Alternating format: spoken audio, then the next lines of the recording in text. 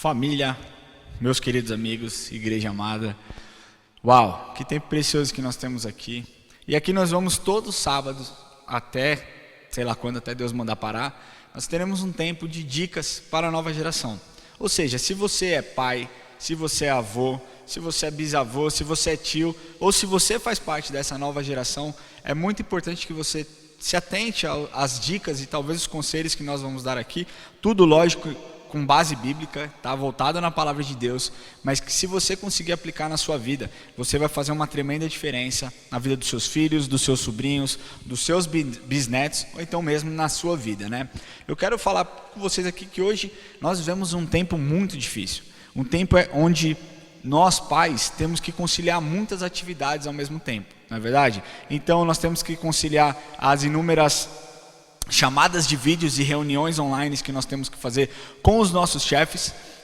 Nós temos também as mulheres, junto com os homens, cuidam dos afazeres de casa, cuidam da comida, os maridos têm que ajudar. Quem viu ontem lá no stories do Lamartine eu lavando louça, que aquilo foi de verdade, não foi de mentira não.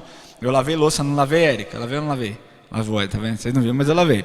Mas, e é tanta coisa que nós temos feito, sabe? E muitas vezes conciliar todas as nossas atividades com a vida espiritual é muito urgente, é muito difícil.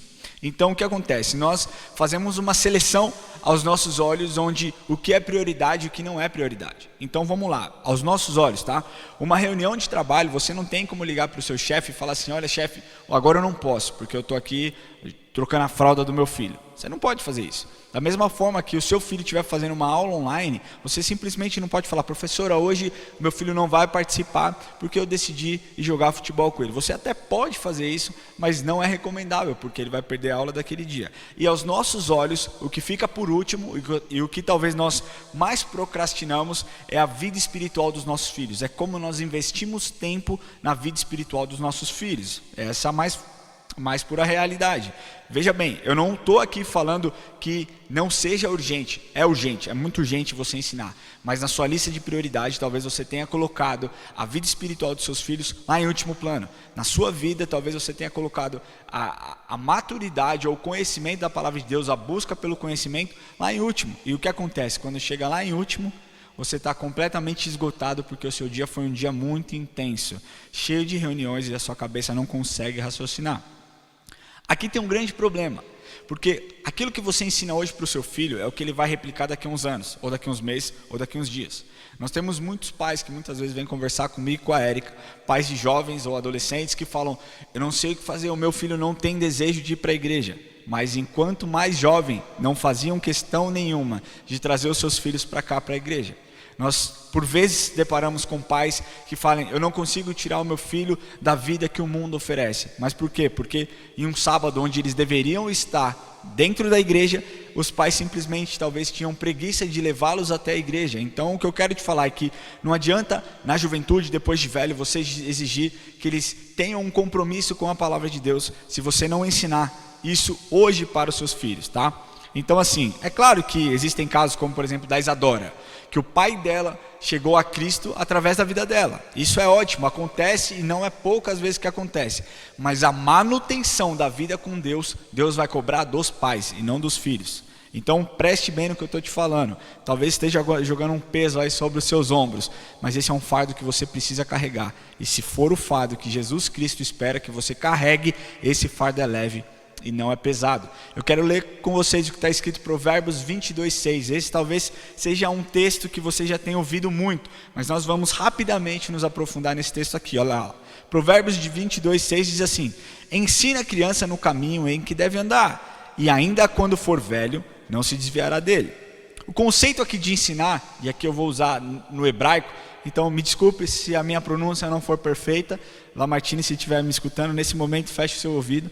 Mas aqui o conceito de ensinar é shanak, que é treinar, educar, dedicar. Ou seja, é dedicar o seu tempo, é dedicar os seus esforços. Não como você ensinar o seu filho matemática, é mais do que isso. É você dedicar tempo ensinando o caminho que o seu filho deve ir, né? Assim como o conceito de caminho direct, eu não sei se é assim que fala, direct, sei lá, mas é um hábito, é um caminho, ele se refere ao curso da vida, ele se refere ao caráter moral que o seu filho vai seguir. Ou seja, de uma forma bem reduzida, você precisa mostrar para o seu filho, dedicar tempo para que ele aprenda e entenda que os hábitos dele, que você ensinar hoje, são hábitos que você vai levar para o resto da vida. Eu vejo uma grande diferença, por exemplo, na vida da Érica, porque a Érica sempre foi filha de pastor, e ela sempre teve as suas bases e convicções muito firmadas na palavra de Deus. Isso faz com que ela não negocie a fé dela.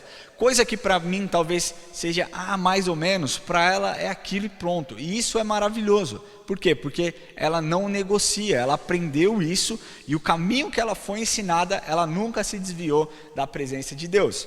Então eu quero te falar uma coisa, olha só. Tem um estudo interessante recomendado pelo o médico David Barker, que é empreendido pela Perry Preschool Project, que mostrou que o que é ensinado para as crianças de 0 a 6 anos, essas crianças levam pelo resto da vida e transformam a vida delas.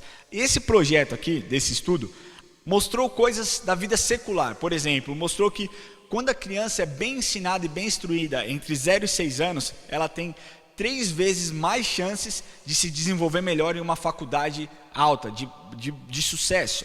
Mostrou também que uma criança que é ensinada entre 0 a 6 anos e instruída corretamente tem 50% de chance de ter menos doença, por conta, sei lá, do que o pai ensina. Olha, não faça isso, não coma isso, não haja dessa forma. E também os salários até 36 vezes maiores do que os outros amigos. Você fala, poxa, mas isso não tem absolutamente nada a ver com Cristo. Exato, não tem nada a ver com Cristo. Mas deixa eu te falar, imagine o poder que você vai ter se você ensinar o seu filho no caminho que ele deve andar, que é o caminho da palavra de Deus. Por que eu estou te falando isso? Porque se nós dedicarmos o tempo e formos intencionais nesse tempo de busca, você vai transformar a vida do seu filho para sempre. O que você plantar hoje, você colhe daqui a um tempo. Você vai colher daqui um ano. Você talvez demore um pouco mais para colher, mas você vai colher. E hoje aqui eu quero te dar algumas dicas para que você tenha tempo com o seu filho, tempo espiritual com o seu filho. Tenha tempo de ensinar a palavra de Deus. Tenha tempo de ensinar o caminho que ele deve andar para que ele jamais se desvie do caminho de Deus. Então, primeira dica que eu quero te dar é: ore com o seu filho. Ore com o seu filho e não simplesmente aquelas orações que você faz durante a refeição. Senhor Jesus, abençoe o meu alimento. Amém. Ok, você deve fazer esse tipo de oração. Não somente as orações que você faz quando eles vão dormir. Senhor, abençoe o meu filho. E aí você declara suas bênçãos. Isso é ótimo, você deve continuar fazendo. Mas eu digo oração aleatória. Você está no carro e fala, filho, vamos fazer uma oração aqui. Feche seu olho. Do que você quer que eu ore pelo quê? Você tem algum pai de algum amiguinho seu que está doente? Tem alguma coisa que está te deixando triste? Tem alguma coisa que está doendo dentro de você? Orações aleatórias, porque é isso que nós fazemos com Deus. A oração é uma conversa que você tem com Deus, e isso tem que ser aleatório, não tem que ser, sabe, exatamente naquele horário, daquele formato, com aquelas palavras. Você precisa se comunicar com Deus, e o seu filho vai ver isso. Então, ensine o seu filho a orar. Ensine o seu filho a ter tempo de oração com Deus. A segunda dica que eu quero falar para vocês é: tenha tempo de leitura da palavra e tente fazer as aplicações para o dia a dia do seu filho.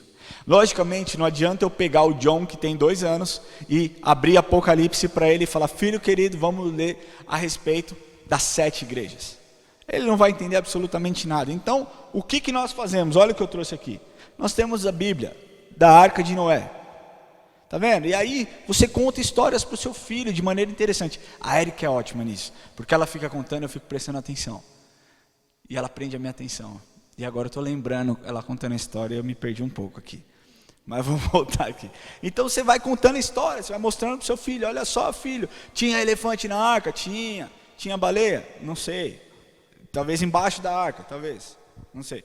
Mas você vai contando as histórias para o seu filho. Existem outras Bíblias. Você vai contar do nascimento de Jesus. Você pode ilustrar. As crianças gostam de ilustração. Elas gostam de ver as coisas. Elas prendem a atenção quando você conta a história de Jesus. Então tem um Jesus na sua Bíblia que você coloca ele dentro de uma manjedoura e ele fica lindo dentro da manjedoura. É assim que você faz. Já para o Enzo, que ele é mais velho, nós temos algumas Bíblias que nós lemos. Eu confesso que eu não consigo ler essa daqui, porque a letra é muito pequena e eu não enxergo, mas a Érica lê e ela vai super bem nessa daqui. Mas eu gosto muito de ler essa daqui, ó. Essa daqui chama Bíblia em Ação de Estudo. E essa outra aqui chama Bíblia em Ação, a história de salvação do mundo. E essa daqui é muito legal, porque ela tem as figurinhas, ela é ilustrada e prende muito a atenção. Então, saiba que você precisa sim olhar para o seu filho e entender a idade dele, a maturidade que ele tem, e ensinar conforme ele possa entender. Não use linguagem difícil, tente simplificar. A Bíblia, ela é simples, a palavra de Deus é simples. Não torne isso difícil, não torne isso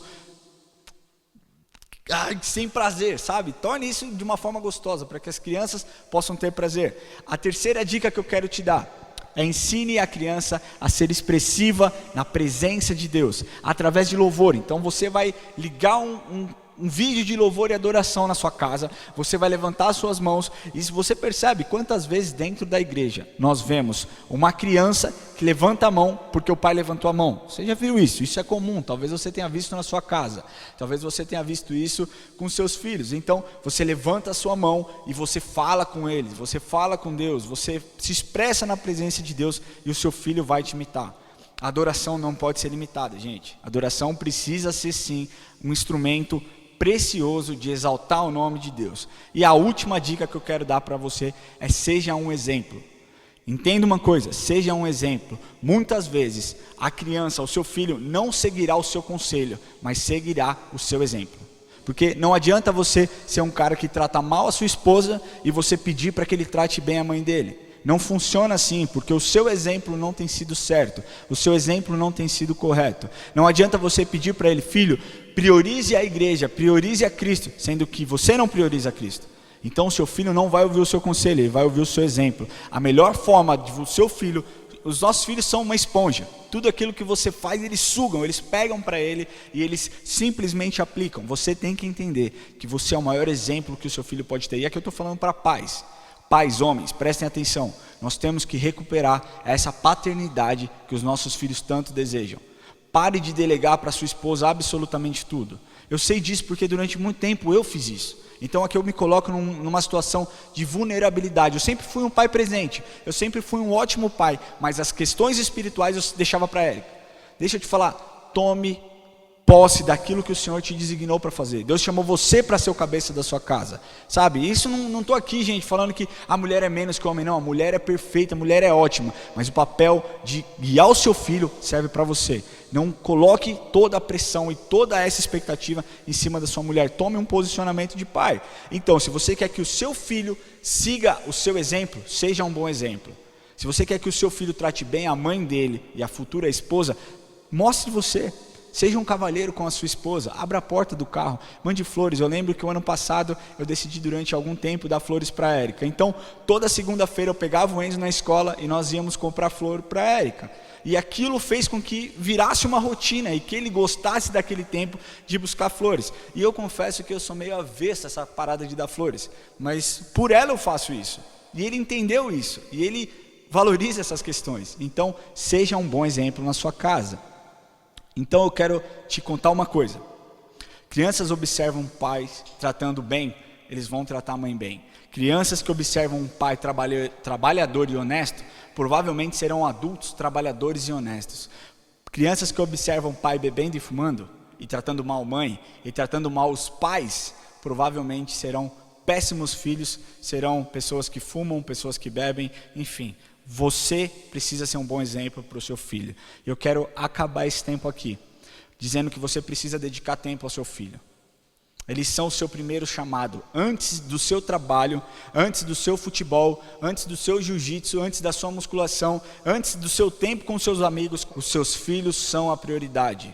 Entenda isso, os seus filhos são prioridades. A sua esposa é prioridade. O primeiro chamado, o seu primeiro ministério é para a sua casa, é para os seus filhos. Depois sim, vem o ministério dentro da igreja. Depois sim, vem a sua saúde. Depois sim, vem o seu trabalho. Mas não coloque outras coisas acima da sua família. Valorize a sua família, para que essa nova geração possa ter uma identidade fixada naquilo que Deus nos criou para ser. E nós fomos chamados para ser imagem e semelhança dele, porque ele é perfeito. E eu declaro sobre essa nova geração um novo tempo, um tempo especial, onde vocês serão amados, onde os pais entenderão os filhos e os filhos entenderão e honrarão os pais, em nome de Jesus. Amém, amém, amém.